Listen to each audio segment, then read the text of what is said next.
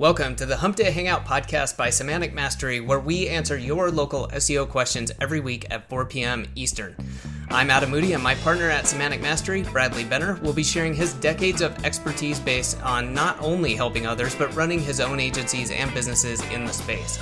If you'd like to join us live on YouTube each week, just go to www.semanticmastery.com/HDHO at 4 p.m. Eastern on Wednesdays. If you'd like to ask a question ahead of time, go to the same link, www.semanticmastery.com/HDHO at any time and submit it there.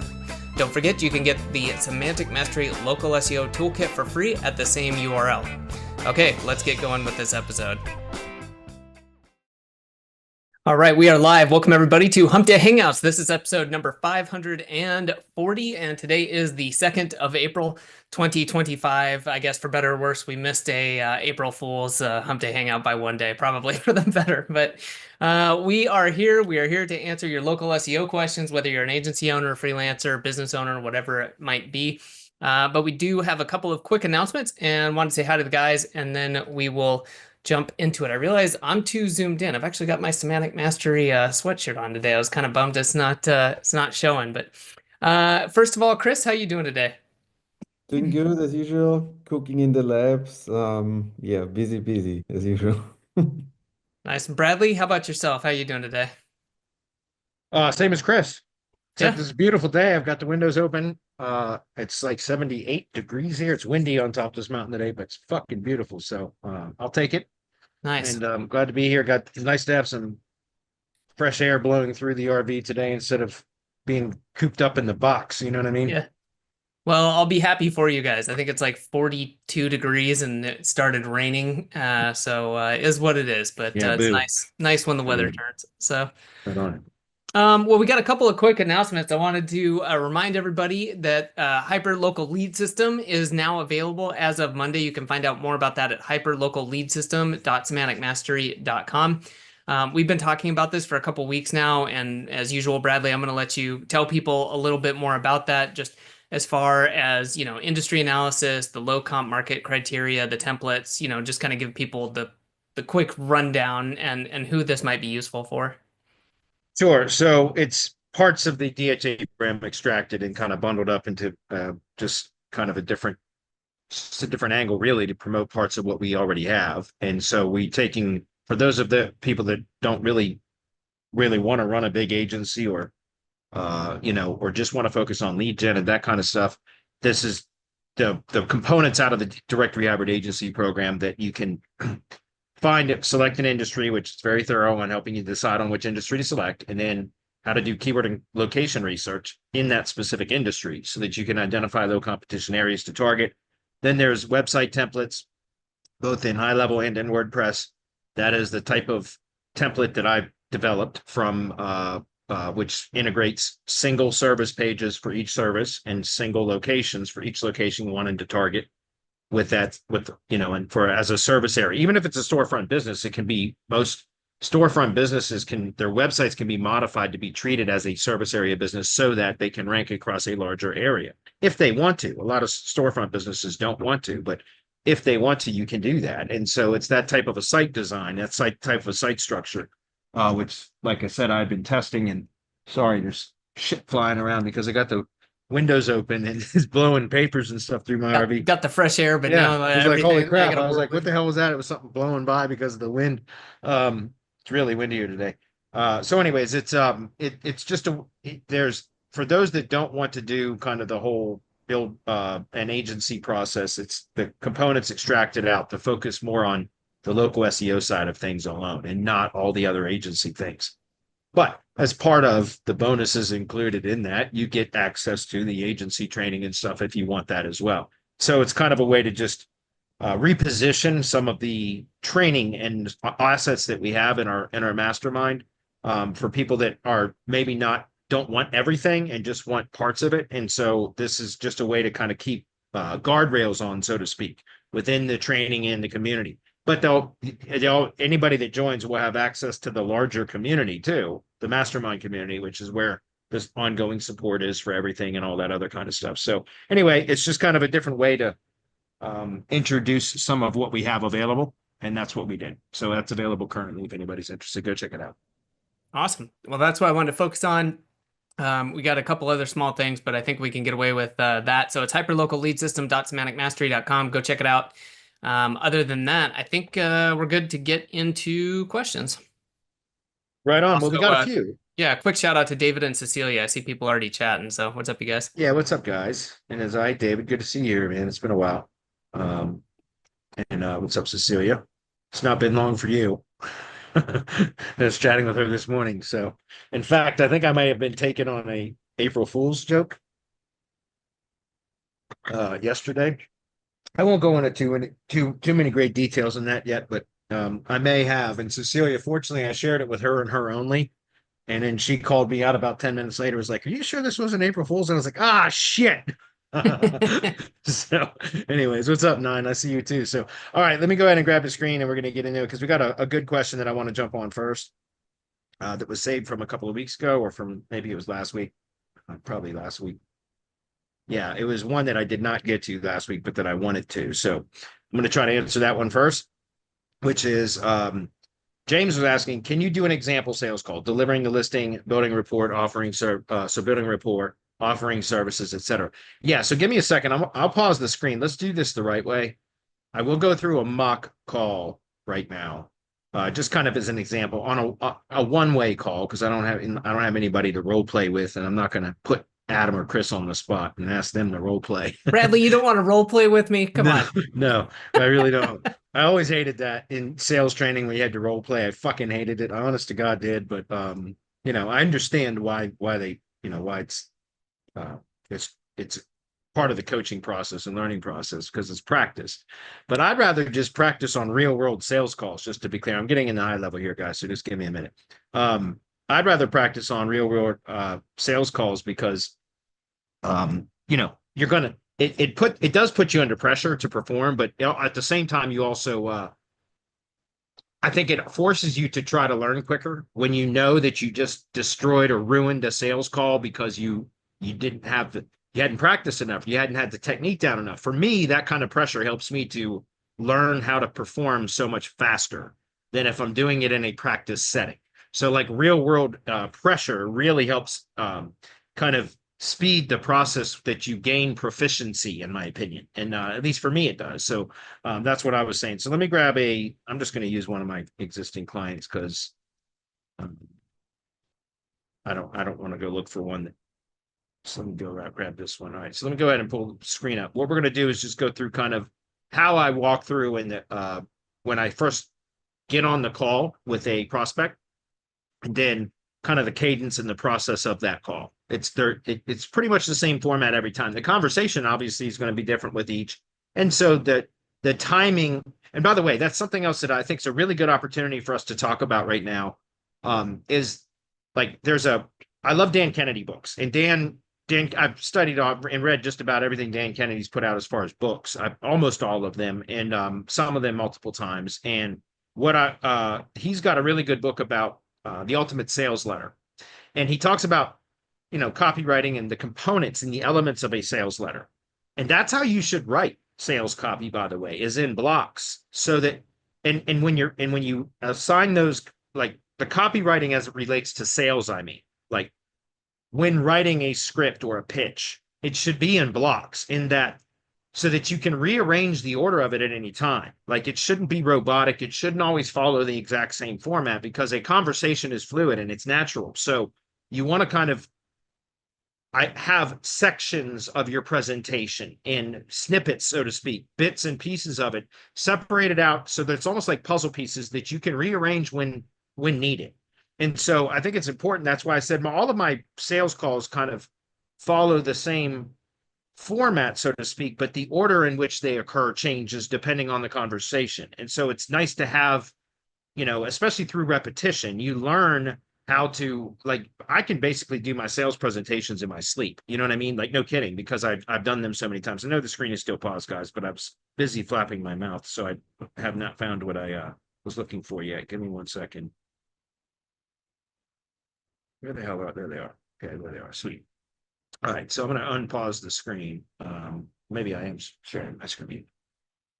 Yeah, okay, maybe I am sharing my screen. So anyway, here I am. This is one of the questions or one of the things that we do is I'm going to actually pull open the listing. Let me just go to companies and we'll pull that up real fast. Actually, I've got that here in the listing, but I don't want to lose my spot. Scrap that.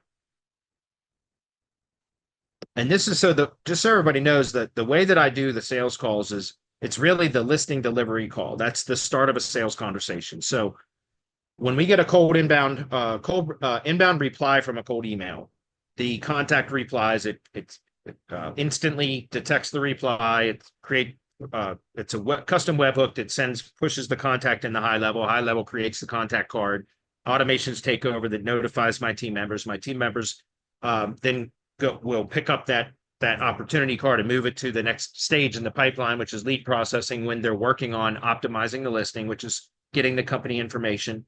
We have automations built out that send email or SMS, and a voice call if needed using AI voice that then contacts the contact after they had replied to the cold email sequence. So they get a confirmation message, an automated confirmation message. Say, thanks, we've received your reply. We're going to get to work on your directory listing and we're going to send it to you for review in the next couple of days or whatever, next 2 days, whatever it says in the message. Okay.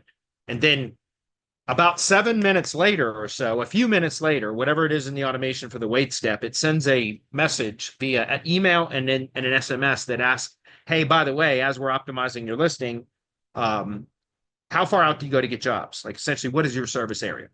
And so they'll reply back. And if they don't reply back within 12 hours or whatever it is, it sends another message again to follow up again. And then the following day, the voice AI call goes out if they didn't reply to the email and the SMS. So we've got multiple touch points to try to get them to reply back with the service area radius.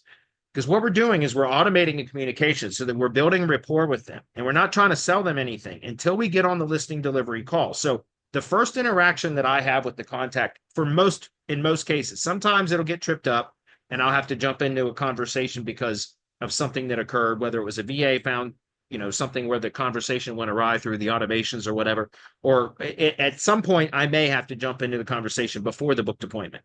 But the whole point of all these automations is to reduce that or eliminate that entirely. Okay. And so most of the time now, all I do is get on the call with them, which the whole process is once we've developed, asked them for their service area radius, my team finishes creating these images like this one here, for example. And then once the listing is done, they've added the photos, they've added any videos that they're going to add, which if we find videos on their website, we'll add them to the listing, all that kind of stuff. We put the business hours. And then when it's ready, then they tag it as listing ready. And then the automations start to go try to book the appointment for the listing delivery call, which is the start of the sales conversation. And so at that point, when the automation takes over it sends them an email and an SMS, that says, hey, listen, your listing is ready for review. We'd like to review it with you on a call to make sure everything is accurate and that you're happy with it. Please select a time for us to review this on my calendar here, basically. So, and it sends them to a booking page. They either book the call or they're going to ask a question like, hey, why can't you just send it to me for review? And so there's an automation that detects if a reply comes back in, asks questioning, why they couldn't just have it sent to them or whatever. Why do I got to book the appointment? Blah, blah, blah. Then there's an if-else condition. It said that we'll send out the message that says, well, during the process of optimizing your listing, we identified some issues that are preventing you from getting work in the areas that you already told us you want to get work in. We'd like to address that with you on the call. Please select a time on the calendar. Booking link. Get it? And so they're either going to book the call or they're going to ask a follow-up question. And the follow-up question would be, well, what problems did you identify? Right? Or tell me what the problem is or blah, blah, blah. And so then it says, then that's where these two come in, which is also something that will come in even if they don't go through that whole sequence and they book immediately or on the second step where I don't reveal this to them. In any case, when we get on the call, now I have the problem agitate solution framework available and it's ready to go. And that's what I work off of because and so I will, and that's why in this, if they get to the third stage where they ask, what is the problem? Then we'll introduce the problem to them at that point. We'll show them the problem. And that's what this is right here. So where we come in is we say, well, this is where you told us you want to get, when they say, well, what is the problem? Well, we identified issues that are preventing you from getting jobs in the areas that you said you wanted to get jobs in. This is where you told us you want to get jobs. And boom, it sent a text message with a short link to that image URL, which I'll just show you. That's this one here. So if we copy this and we go look, this sends a SMS to them, says, hey, this is where you said you wanted to get jobs. That's also the same image that we embed into their listing. And then we say, but this is where you're actually getting jobs from, according to Google. It's only the areas in green. We'd like to help we'd like to show you or introduce some low-cost ways for you to, we'd like to help present you with solutions for how to resolve this on the call. Please book a time here. See what I'm saying? So in any case, now we've presented the problem to them if they get to that point. If not, then we just present the problem to them on the listing delivery call, which is, again, the start of the sales conversation. Because when I get on that call with them, so once they book the appointment, I make sure I confirm the time, because I've got, multiple calendars, so I've always got to check for scheduling conflicts and all that. Once I've confirmed the appointment, it sends confirmation, and then they're in the, appointment reminder sequence. And then once we get on the call, once we get on the call, I start the call off with hey, thank you for attending this call. I'm Bradley with Tree Care HQ. And before we get started, I just want to kind of tell you what to expect on this call, because we're going to cover two things. The first is we're going to cover your listing and review it, make sure that everything is accurate, that you're happy with, make sure there's no missing services or anything that we're claiming within your listing that isn't true. And don't worry about it. All of this is free. Next, after that, I'm going to introduce some of the problems that some issues that were identified when we were optimizing the listing that are preventing you from getting work in the areas that you told us you want to get work in. And does it make sense for us to continue on this conversation? Or does it make sense for us to carry on? Does it make sense for us to continue? I nod my head and I ask that question. And I've not one time had a tree contractor say, no, I'm not interested, and hang up. Not one time. Even if I'm not on a Zoom call, which now most of them are Zoom calls. For a while there, it was all phone calls, but now I'm trying to force people to get on the Zoom calls with me so I can demonstrate with visual aids. And it seems that even the tree service industry is becoming more used to getting on the Zoom calls now than they were even a couple of years ago. No kidding, because they seem more open to it now than they were before. But anyways, in any case, even if I'm on a phone call, I still nod. It's habit, and it's because it's positive reinforcement, even for myself, if that makes sense. And so they say, sure, let's go, let's continue, whatever. They affirm, right? They reply in the affirmative. Sure, yes, let's go, whatever. Please continue, whatever it may be. And so then I go in and I say, hey, so this is your listing. I pull it up on the computer and I'm showing my screen. They also have access to it because I'll text it to them or email it to them. I'll ask them at the start of the call, would you prefer me to email you the link or text it to you? And they tell me, and now I'm right here inside High Level. So all I got to do is hit the SMS, and I can just hit the short code. My screen's crunched in because I got the window shrunk down, so I don't have all my options there. But anyways, I could just very quickly send an SMS with the short code, because all I got to do is select listing URL from the custom values or custom fields, excuse me, and then hit send, and it'll send them a link via text, or I could send it via email. So either which way, I can do that right here while I'm on the call with them. And I pull it up, and then I just say, so here's what we have on your listing. Brief description. Here's the services that you offer. Are there any services that you offer that are not listed? And if they tell me if they're common services that I have, these are actually service tags is what these are, then I would just go right into the listing, and I will I'll open up Tree Care HQ, which is here, and I'll edit it right there on the spot for them, right? And I'll make sure we'll update their address or their phone number, or add www to their URL, or change their description, whatever it is. We're having communication with them about their listing and what they want to see, right? And remember, this is a free listing. It's not a premium listing, but we still flesh it out. We still add a video if they had any YouTube videos. We add multiple images, all of that stuff. And then once we've gotten through that, and we say, so you're good with this? You're happy with this now? And they say, yeah, it looks great. And I say, okay, well, step number 2 is I'm going to show you the issues that I described to you that at the start of the call, or if they had been introduced to it in the sequence, then I can say, that I've already shown you. But if they hadn't been introduced to the issue yet, the problem yet, right? Remember, it's the problem, agitate, solution framework. And so then I will say the issue that we identified was that in your listing, which we're reviewing at the time that we're on the call, you see that image there, that's where you told us you want to get jobs from. So that's the area that you desire to get work from. Is that correct? Do you agree? And they'll agree. Yes, yes, that's correct. Well, were you aware that this is where you're actually in? And again, I'm right in here and I'll have this ready to go to where I can fire off a text with the short link that takes them to this image here. And I say, well, do you realize that this is where the only place you're actually getting jobs from Google search within your service area is the areas that are marked in green. Well, that's what we specialize in, is helping tree contractors get a larger presence online, right? Have a better presence online, and not only generate more leads and improve their marketing, but then also how we help tree contractors manage those leads and build systems into their business so that they can close more of those leads, generate more revenue from existing customers and past customers, et cetera. So I go into the whole pitch of what we provide to tree contractors, but specifically to start with, and because again, now I have the data from the contact record, and in the notes section is where we'll find notes from my team members that are about, or the tags. I can go down and look at the tags and see which tags are the issues that particular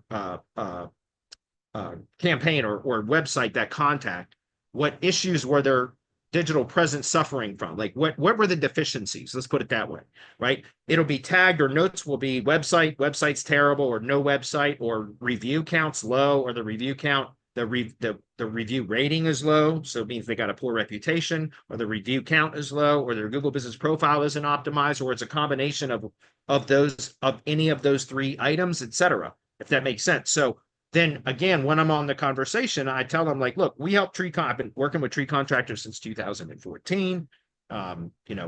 We have some low cost front end services. And I tell them, by the way, I didn't say this at the beginning of this call, but I typically will tell them right at the beginning, we're going to talk about two things. And by the way, I'm not going to try to hard sell you on anything. I'm just going to show you some issues that we addressed, that we found. And I'm going to introduce some low cost options that will help to start to resolve those problems. Does it make sense for us to continue that call? And that's when I do that. And I say, yeah. And they always say, yes, let's continue. So they know that I'm going to offer them something, but I tell them right up front, it's a low cost offer. And I tell them, I'm not going to hard close you. I'm going to introduce you, present you with some solutions. If it makes sense for us to work together, great. If not, hey, no harm, no foul. The door is always open to you. We'll be here when you are ready. And I say that to them, right? That way, when I get to this point and I show them, I say, look, what we identified was, and I go into website, GBP, or reviews, or a combination of those things. But when it comes down to it and I go to pitch, depending on how the conversation is going, I will tell them that I recommend multiple services, like LLG, like a new website, which is the LLG sites, or a Google Business SEO campaign, basic, which is only $99 a month, or reviews, which is review management and generation service, which also comes with the database reactivation campaign or list reactivation campaign. And I tell the tree contractors it's a comeback campaign, right? Which means, like, you're asking your previous customers to come back, and that's part of the whole review service.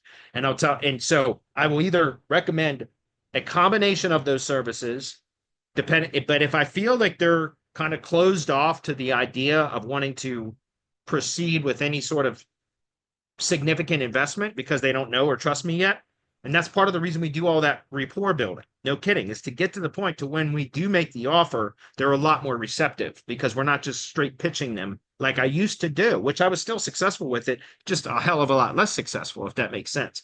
But the point is, finally, if I feel that they're resistive to whatever I think is the proper recommendations, then I'm always going to revert to the review service right now, because that tends to have the biggest impact in the shortest amount of time on the performance of their GBP.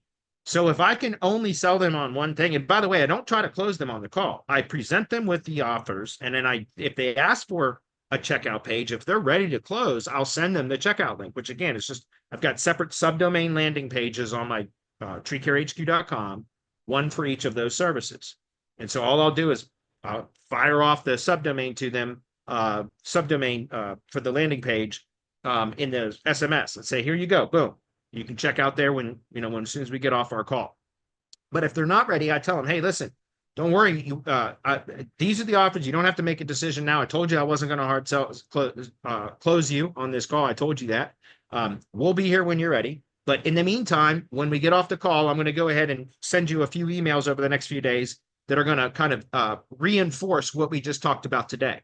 And those are the 3 nurture sequences that we covered a couple of weeks ago here on Hump Day Hangouts. Somebody asked about it, and I went through and showed the 3 nurture sequences. I got one for each of those 3 front-end services. So whichever service it was that we talked about that was the most the highest priority, and typically like I said, I'm going to default to the reviews service. Then I'm going to plug them after the call right into that. All I do is just tag them right in here. As a matter of fact, if I just go into tags, and you'll see, like, I'll put, like, say, review service. You'll see there's a reviews offer tag, right? And there's a LLG site offer, and then there's a GBP SEO offer. So I've got 3 different tags, and all I do is add that tag to the contact record as soon as we get off the call. And then there's a wait step in that automation that will wait 24 hours, and it will send the first email, and it's 5 emails over 10 days. So every other day, it'll send an email that is a nurture sequence that with a call to action. The last two emails in the sequence are much stronger calls to action. The first, you know what I mean? It's just a whole sequence. Again, problem, agitate, solution, framework. So that is the whole process that we go through, guys. It's been a great process because now, again, it's crazy. I've heard from tree contractors, and sometimes I talk with their wives when we get on these calls. It's the wife of the tree guy. And so it's interesting, but I've had a lot of in these conversations over the last few weeks, people say, like, this is really helpful. Like, we're not ready right now. And I say, you know what, that's fine. And to me, I'm okay with that because I'm not hurting for the income right now to where I have to feel like I got to close them on this call right now. I don't have to be so aggressive. And that is, it makes it easier, I think, and more comfortable for the business owner, right, to make the decision to work with me because they see that I'm not pushy, if that makes sense. We're not pushy. We're not trying to hard close them. Hey, the door is always open to you. We'll be here when you need you. If it's all right with you, I'm always asking permission before sending them stuff, right?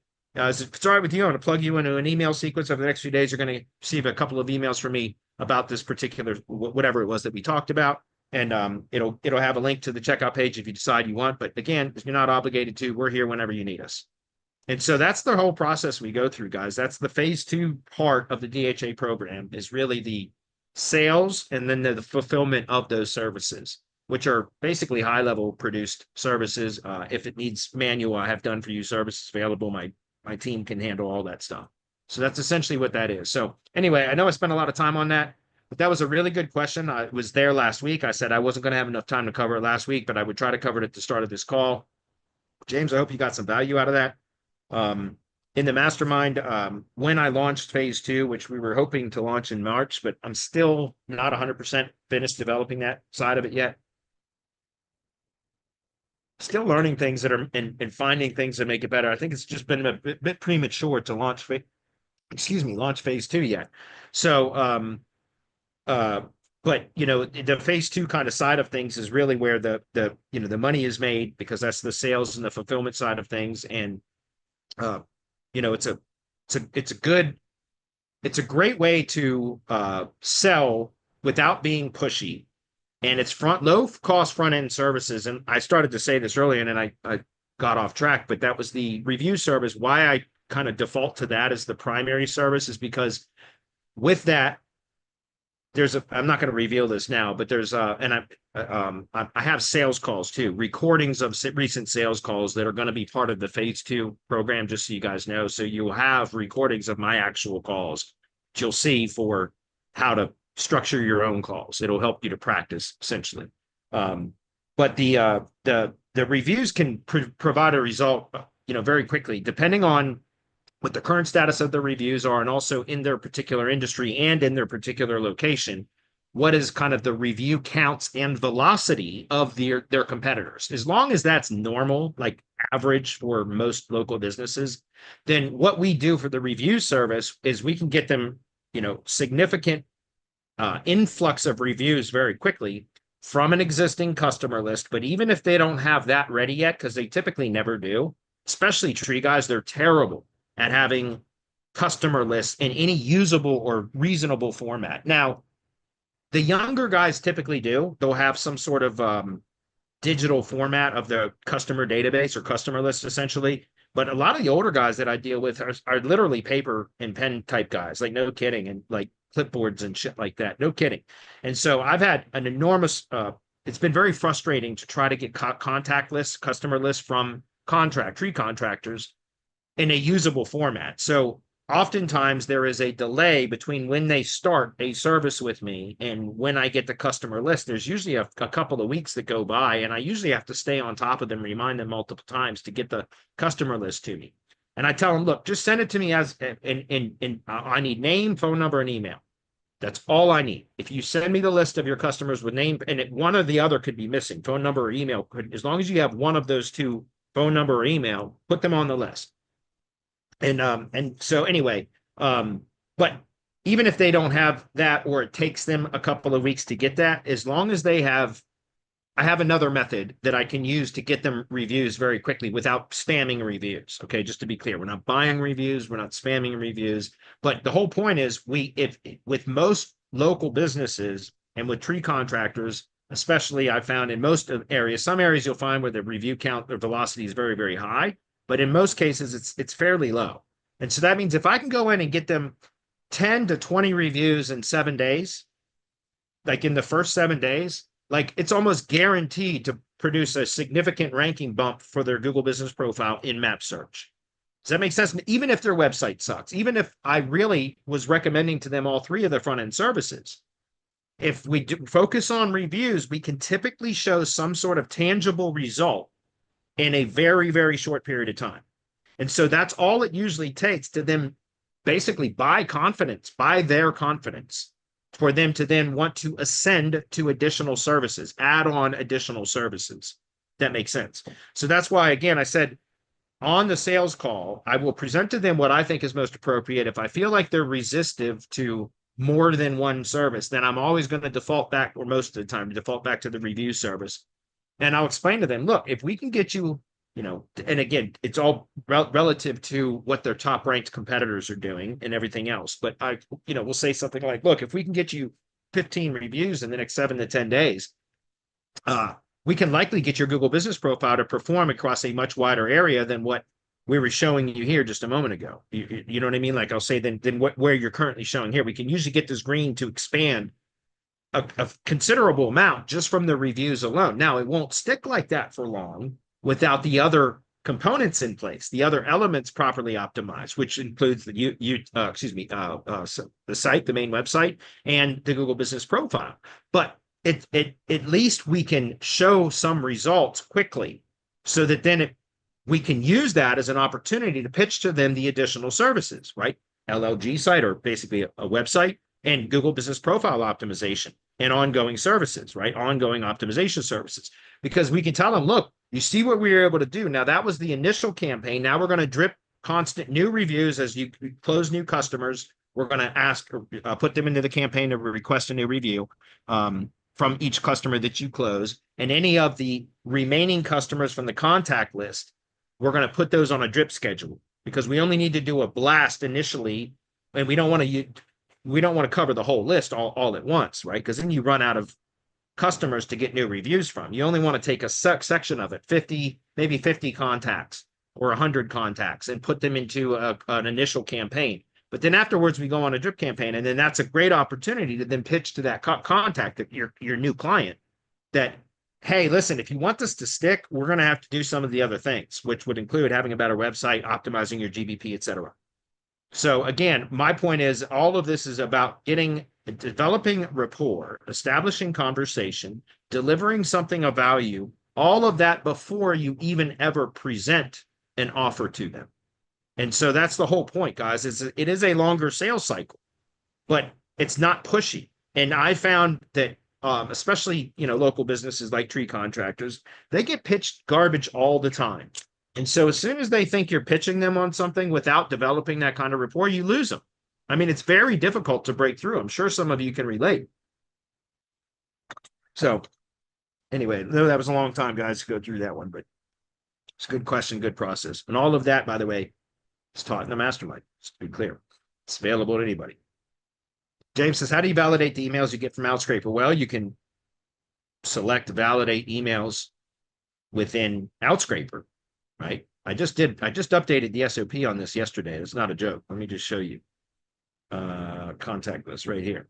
I literally just updated this yesterday. Outscraper right here. So right here, boom. Enhance results with other services. Emails and contact scraper, email address verifier. Right there's the screenshot that I took from in there when I was updating the SOP.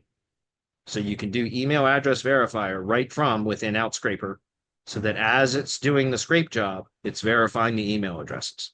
Okay.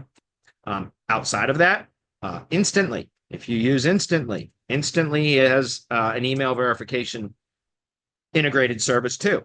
And so in your campaigns, when you are uploading contacts through the CRM, or as you're setting up a campaign and you get to the import contact section, you can check a box to then have Instantly verify the emails. If you want to use an external email verification source or service, I've used NeverBounce for years. I still use NeverBounce today when I, often. So NeverBounce isn't, but these are a dime a dozen. But pretty much all apps now, even high level. And if you go to settings, email services, you'll see, or it might even be in the business profile settings here, but they do have an email verification. It might be under settings emails, but there is an email verification service within within high level. So most all apps now have email verification integrated into them. It's just an option that you select. Okay. Moving on. Gregory says, is the local lead gen website, or if you set up a local lead gen website, but do not also set up a matching Google business profile, since it is not a real local business, does it make it a lot harder to rank the website at the top of the search engines? And if so, what can you do to offset not having a Google business profile and still rank at the top SERPs? No, it doesn't. I mean, look, what I found, and this is my experience because I built a lot of these types of sites, local lead generation sites, organic only assets, is that a well-optimized website can significantly influence how the Google business profile performs in map search, but not the other way around. I've not seen in my own experience, I can rank a organic only website, right? So that's not connected to a GBP is what I mean. In organic search just as easily with or without a GBP. No kidding. Sometimes it's a little bit easier because with the GBP, you have now a brand association and the brand is validated in that, meaning like citations and things like that help to build brand authority. But what I found is that, I can rank a local lead generation organic only asset basically quite, fairly easily in organic search without and attach having a GBP or not having a GBP doesn't significantly impact the rankability, so to speak, of the organic site in my experience. But I have seen how the inverse of that, right, which is the GBP, when the self-hosted site that the GBP is connected to is optimized poorly, it negatively affects the performance of the GBP in map search. But when the website that it's connected to is optimized well, it improves the performance of the Google business profile in map search. If that makes sense. So the whole point is, does it have a benefit of having a GBP? It can, for sure, because of the brand association, for sure. There's no question. But I don't really worry about that because, again, the local lead generation site, LLG sites are supposed to be really used as a sales tool more than anything as a sales tool, right? So it's about getting the site up and ranked, and then you can monetize it either directly or indirectly, right? Direct monetization is by leasing the site or selling the leads, right? So you can do a rank and rent, or you can sell the leads, or you can do like, a revenue share for contractors that you trust in. But I don't recommend that up front. It's something that you would offer to a company that is buying leads from you that you've developed a good relationship with. So typically it's going to be rank and rent or pay per lead for the local lead generation sites if you want to do direct monetization. Indirect monetization, however, is using it to point to when you are pitching your services and in selling traditional retainer-based services to a company to optimize their brand. But at the same time, you're assigning that particular lead gen asset. Any leads go exclusively to them. That's how you justify using a portion of their retainer budget on a monthly basis to build links to your assets. Do you understand? That is literally why I don't think there's any ethical issue with that, right? Because that site is another asset that is performing that can and is generating leads for the client that you have an agreement with, all leads are coming from that site is your site, but their leads are being forwarded to them. So you are taking a percentage of their budget on a monthly basis from the retainer to make sure that your site stays ranked. Do you get it? And so that's part of the reason why I developed that whole process, guys, is because I got tired of optimizing tree care companies' brand and presence online, getting them to the top, and then having them cancel once they're at the top. The next winter is always when the cancellations come in because work slows down in the winter for tree guys. So that's always the time when they want to cancel. And I've heard it many times where they say, I don't really want to cancel. I just want to pause my service until next spring. But a lot of the times those guys, because of what we did for them, they stay ranked for a while. Not all the time. I mean, certainly some slip a lot sooner. I mean, what's interesting is when they come back, I always raise their price 10%. I tell them, yeah, but costs have gone up and blah, blah, blah. And so it teaches them not to do that as often. But anyway, the whole point is, again, by having a portion of your client's retainer budget going to support your assets, you are retaining value from that client even after they cancel, right? Because you're still maintaining value for assets that you own and control that part of their budget help to build and support and grow, if that makes sense. So anyway, just to answer your question, Gregory, it's not, I've not found it difficult. I've got dozens of sites that I've ranked, at least partially, that are used as sales tools, okay, that can be monetized directly or indirectly. All right, James says, can we offer Google Reviews Management as a low-cost service if we don't have GHL? Yeah, there's many services that do that. Bright Local has one that you can resell. I mean, there's dozens of them out there. It doesn't have to be high level, but in my opinion, why wouldn't you use high level, right? Because it offers so many other tools and automation opportunities, and it has the review service. And for $297 a month, which is their agency plan, you can infinitely scale, at least currently. There's no limitation. So you can have as many reviews clients as you want on that $397 a month plan, or $297 a month plan. So if you think about it, you can scale that, and each time you add a new reviews client, your cost per client goes down, if that makes sense. So in my opinion, you're way better off just using it. Again, that's my opinion, guys, because I'm a I'm a high level user. If in the specific ways that I use it, it's become critical to my businesses. That's clear. And that's, we integrate all of our client operations into their sub account too. Even if they don't, like most of my tree guys do not use the high level app, guys, not at all. They don't access it at all, but every one of them has a sub account. You understand? We manage their campaigns in their sub accounts. That's clear. So, but most of my tree guys do not use high level. They don't have any desire to, and I don't blame them. So I don't force that on them. I tried to initially, and it was tough to keep anybody. So I stopped forcing them. Those that want it, I will, give them limited access to it, because I don't want them to have access to everything, because it'll confuse them anyway. So I just give them access to what they specifically request. So Chris Price says, can you explain how iframes pass link equity?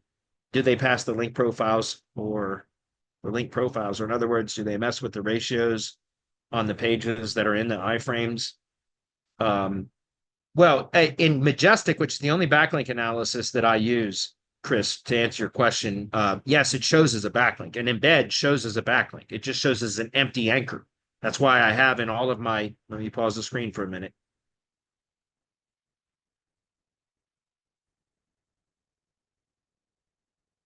Okay, so this is my competitive link analysis report or sheet workbook, right, that I use for all projects, all campaigns. And that's why we have an empty/frame anchor text type, because that is an empty/frame anchor text is an iframe or an embed or a redirect or an image backlink without alternative text. If there's alternative text, the alt text is the anchor text from an image backlink, just in case you guys were unaware of that.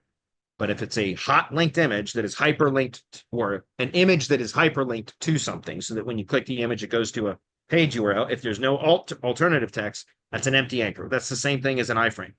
So that's how Majestic classifies it. I don't know about anything else. I don't use any other link analysis tools, but Majestic.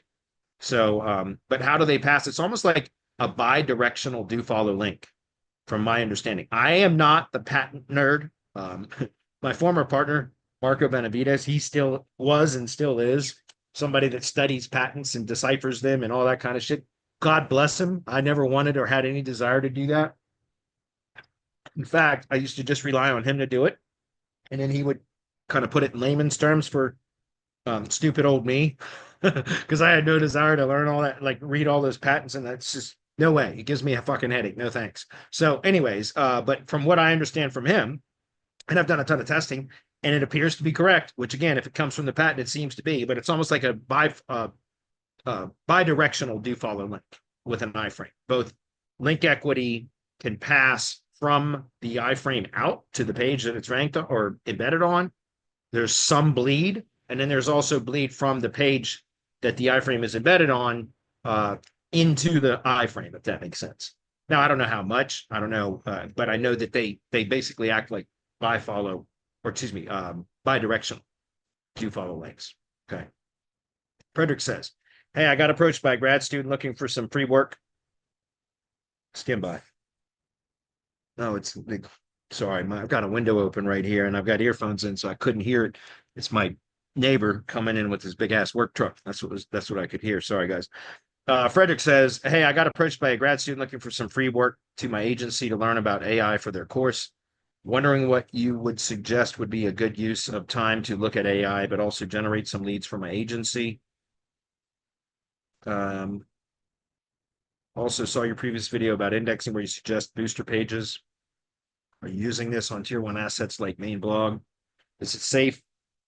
And if you have seen any benefits, or do you use it only for indexing content? Okay, so two very different questions. So the first question I'll answer both questions, but I'm saying I'll answer the first one first.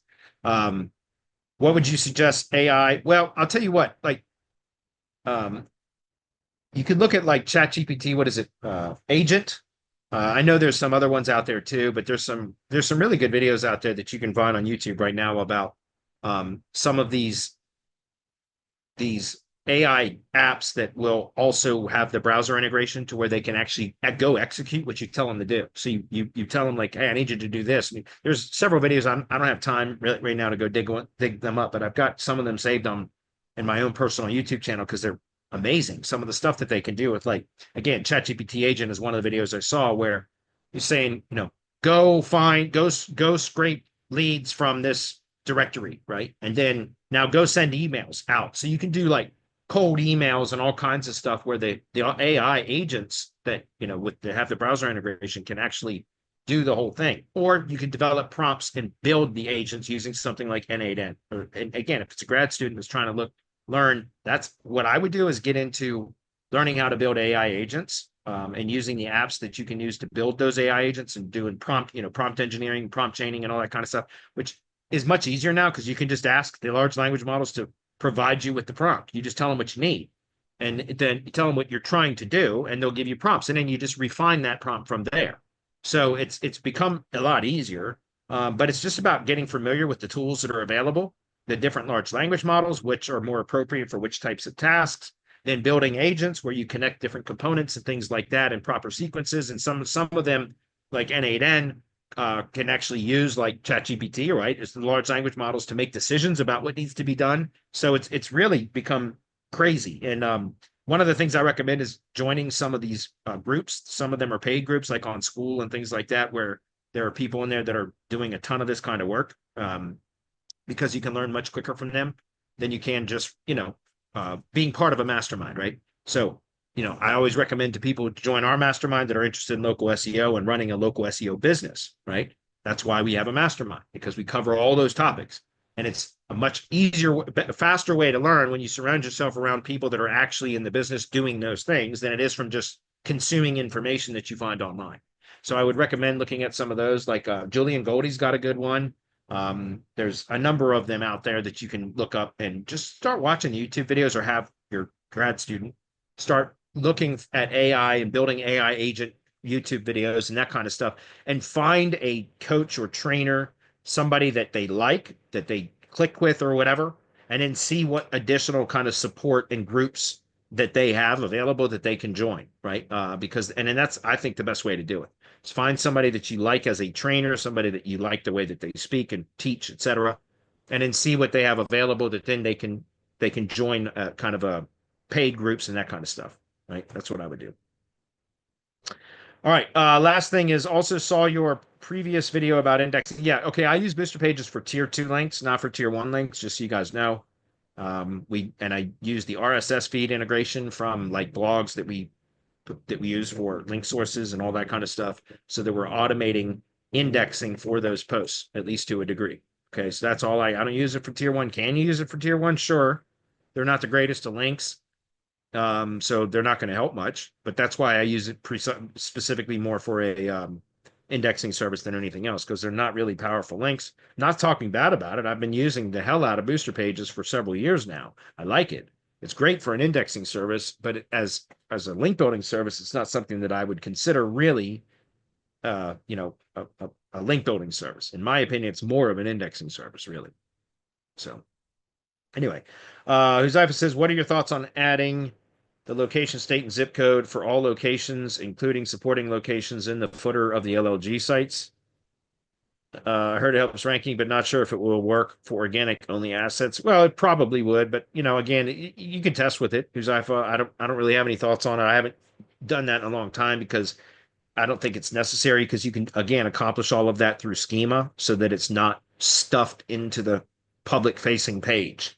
And I never liked that. I hated that when I would go on the websites and they would have that section and it's every fucking zip code in the city. And some cities are big cities and there's literally dozens and dozens of zip codes and all that.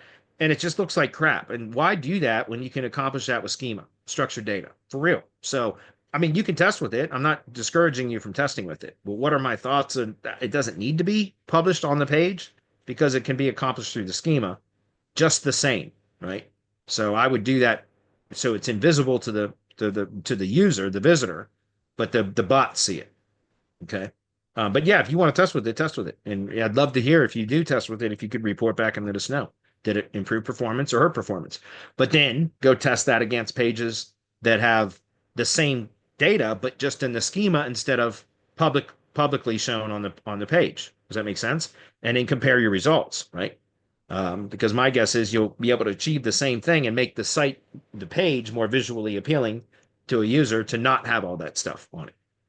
But again, that's just my opinion, so you're free to test.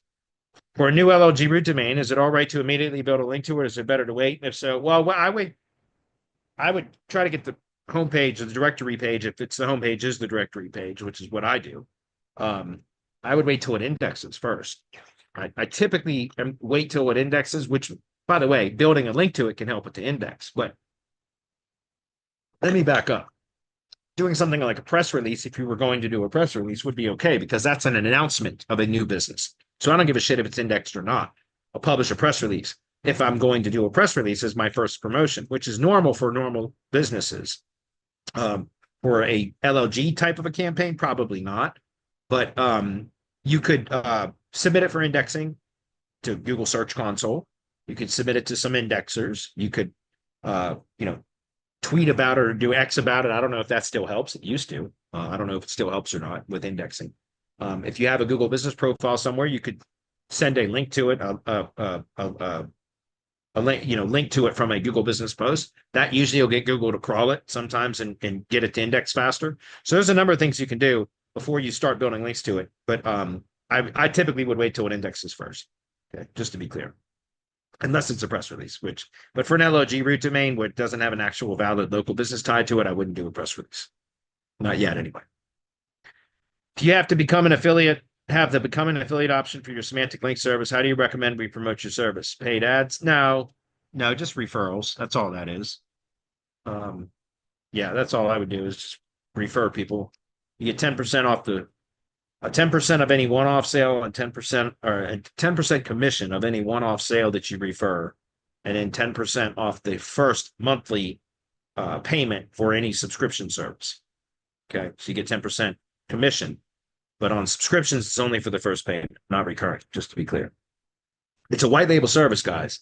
Our margins are thin intentionally so that we can keep our costs, our pricing low, so that our agencies have margin markup, right? They have the ability to mark up the service so that they have some profit margin. So that's why we run at roughly a 30% margin ourselves as a white label agency. When I first started it was 20% margin. Over the last 3 years, I've been able to bring some stuff in-house and reduce costs in certain ways and everything else to where now I'm running at about a 30% margin. I was just talking to an agency owner yesterday, and I was asking him what his margins were, and it was 40% or whatever, 41% profit margin on his. And I was like, damn, that's good, because I thought I'd gotten mine pretty good as a white label service provider. 30% is decent margin. It's okay. It's not great, but anyway, I can't provide more commissions than that. I've had people reach out and ask me that. It's like, you do know this is a white label service, right? I'm not giving you half of my commissions, man. That's not worth the effort on my part. I'll give you 10% of the cost, referral fee, right?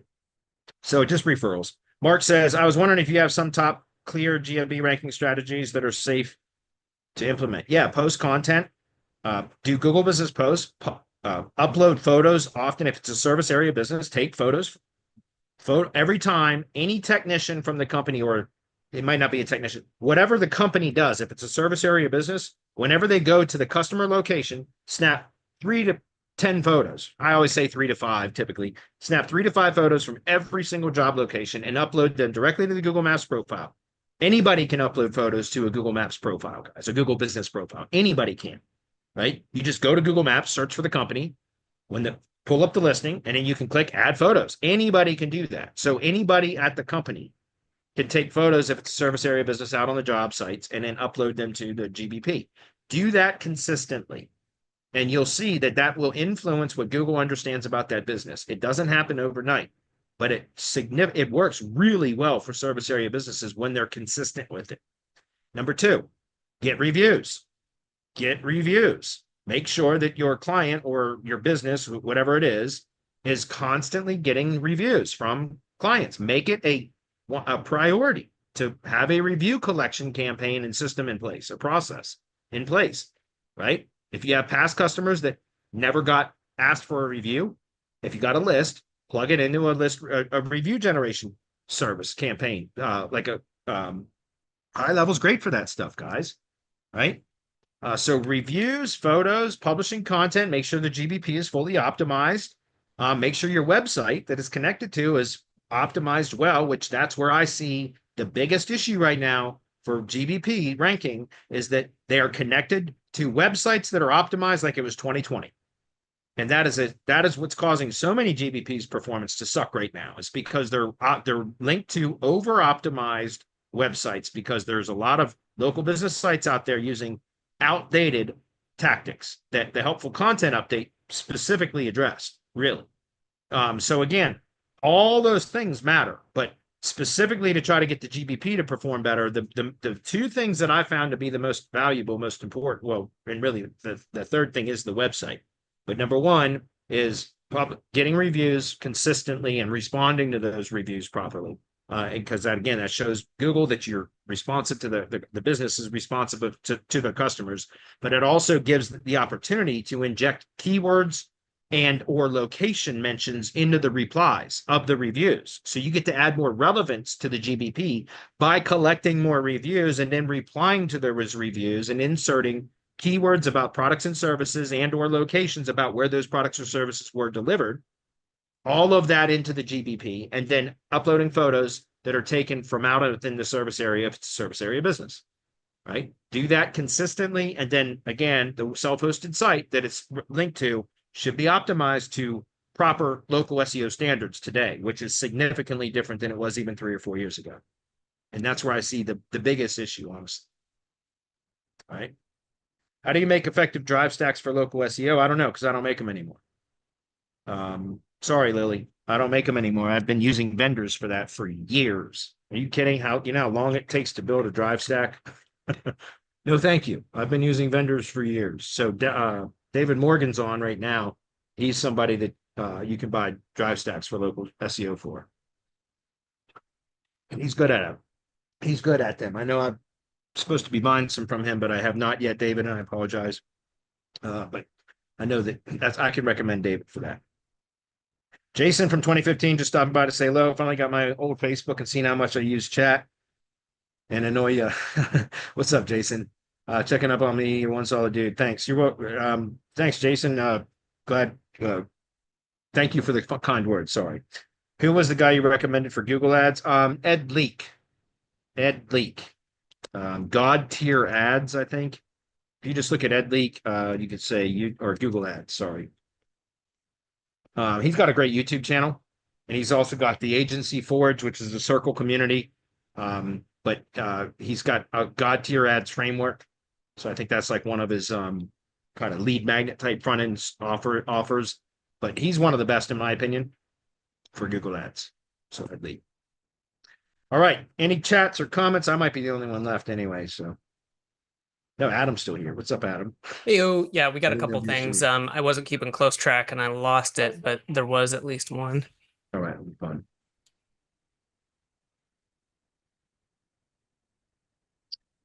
All right. Let's see, David. I'm gonna make it automated pretty soon. Yeah, I know, David. You set up a landing page for me too. I know. I'm sorry, dude. I promise you, I will be buying from you. I've been just really busy with the DHA stuff. Alex says, Bradley, how is the AI stuff you're working on going? Slow, very slow, because I have very limited bandwidth for doing anything other than managing my existing businesses. So it's difficult because I still got to do SEO testing and all that kind of stuff. So it's difficult, but it's coming along. I'm working on the RankBridge stuff. Really, still, that's very time consuming, at least initially, because I'm developing the SOP for that as I go. And that's why it's taken me so long. Eric says, hey, all, does KP only still work the knowledge panel only? Sorry, I had a whisker in my mouth. If not, is there a way to only pull up the knowledge panel? Yeah, it does. Just the format changed of the URL string. It changed a bit. I can't pull that up right now. I do have that in the mastermind, but it would take me too long, and we're already over. So, Eric, there is a way to pull up the knowledge panel only URL, but it's a specific URL format that does that with the KPID or whatever it is.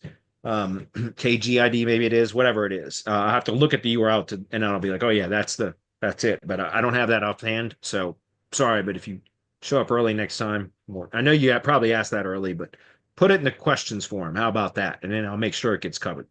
All right, moving on. 9 says subscribe, David Morgan. Let's see. 9 says, does it cost you money to run that scan every time? Yes, it does. To do the local search grid image, yes, it does. We're using LeadSnap for that. It's not cheap, but lead generation isn't cheap, guys. Again, Dan Kennedy. Dan Kennedy says, he who can spend the most money to acquire a new customer will always win, right? So I'm not saying that like your whole goal should be to spend more money to acquire customers, but what I'm saying is I'm not afraid to spend money to acquire customers, right? Like my appointment setting company that sets appointments for my white label agency, they charge me $250 per booked appointment. That's not a guaranteed close, right? That's just the appointment. So I'm paying $250 for a chance to land a new client, right? And so I don't mind paying $4 or $5 or whatever it is, $4, $3.50, whatever it is, to run a local search grid report that I can then use as a sales tool to try to close that client. Because what I'm doing for Tree Care HQ to generate leads is significantly less costly than paying what I pay for a booked appointment from my appointment setting company for my white label agency. You see what I'm saying? Because I'm managing the lead gen for Tree Care HQ versus having another company do it. So I'm not afraid to pay $15, $20 to generate a lead. If I get them on that book sales call, to me, it's worth it, right? It's worth it because now I have a really good chance of maybe not closing them on the call, but within a few months of that call, we're typically going to close them on something. Because again, now once they're in the system and we get off that call, I've developed that relationship and I plug them in the nurture sequences, and they're going to continue to hear from me until they tell us to fuck off. Seriously, they're going to continue to hear from us. So anyway, moving on. how does the reviews management work? You just reach out to their contacts, asking them a list for reviews. Yeah, if you guys, if you post that question in the questions form, which you can find on the Hump Day Hangout page, then I can show you next week. I can show you exactly what the snapshot is that I do for review requests. It's part of a snapshot that I bought from Go High Level Smart Apps, GHL Smart Apps, which is a company run by Jason Orban. It's called GHL Smart Reviews. You have to buy a license, which I did, but I got the unlimited license. And so now I can add in my agency account, I can add every new sub account gets automatically added to the GHL Smart Reviews script, which is like this custom script that has to be integrated into the high level account and everything else. But that's what I use. And so it's infinitely scalable. And it's a great review service. I can show you examples of what we're able to do with it for contractors. I'll use Box Tree Care as the example because that's the example I showed today. I'll use that next week. So just post that question in the questions form for next week, and I will cover that live on the call next week. Right. David Morgan, that's operators. Yeah, Claude does it as well. Yeah, that's the chat apps that have browser integrations. It's amazing what some of those things can do. Costco says, can subdomains rank just as well as the root domain? Yes. Does it require more backlinks? No. All right, sweet. All right, guys. Thanks everybody for being here. Thanks everyone for sticking around for extra